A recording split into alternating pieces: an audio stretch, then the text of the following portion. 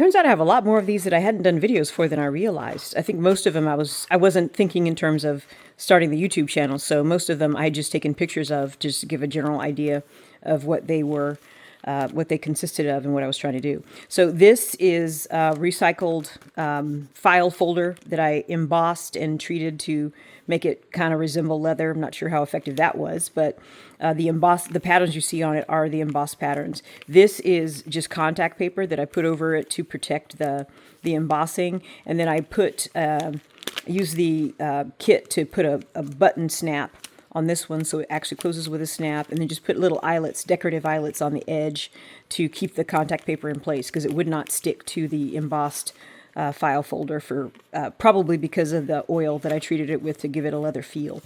So this one is also junk mail. This one is slightly decorated. Put flower stickers on the places where the windows are visible through the envelopes, and I think there's not many of those because these a lot of these are offcuts of different junk mail envelopes or letters or cardstock that came in with the envelopes that I just cut down to size to fit into like a little pamphlet and I guess I was thinking that part of the charm would be that nothing would be the same size, but very basic, very little, just a little pamphlet with a snap button closure. So that's that one. And these two are also file folders that were embossed. I think I was going through trying to use up all my embossed leather-like file folder treatment or whatnot. You can see it's like a lace pattern embossed on this one. And this one is the bottom part of that particular file folder, because the embossing folders are only this big.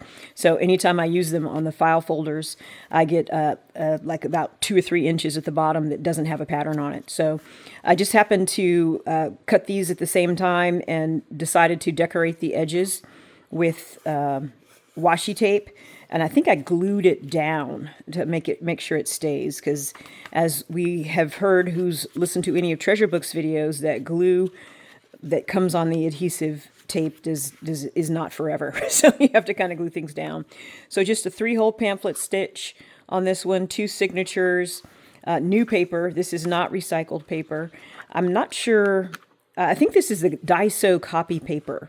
It feels like the Daiso copy paper. It might be the Korean mulberry paper. I'm going through a bunch of different packets of paper that I bought a long time ago when I'm finally getting around to using. And this is Hanshi paper. Or no, this is too thick for Hanshi paper. This is Korean mulberry paper.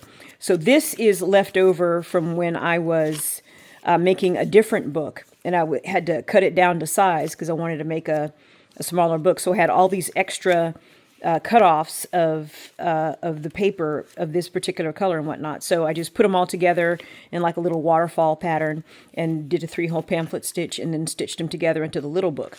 So you have the bigger book and the little book. Since there's only 2 signatures, there's probably only 20 pages in this one and maybe 15 pages in this one. So they're pretty small.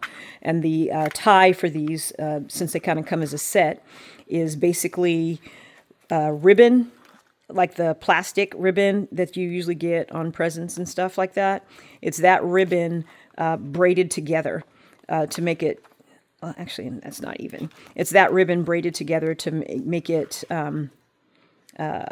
more sturdy, more durable, and less curly, because the bow that I eviscerated to harvest this ribbon, they had all been pulled with scissors, so they were very, very curly. So the braiding was also to get the curly out of them. So there's that one. And I think I have enough time to do just one more in this video without it getting too long. So again, same thing, braided ribbon, braided plastic ribbon that I harvested from a bow. This one is attached to the back with the same embossing, or not embossing, the same eyelet, grommet technique.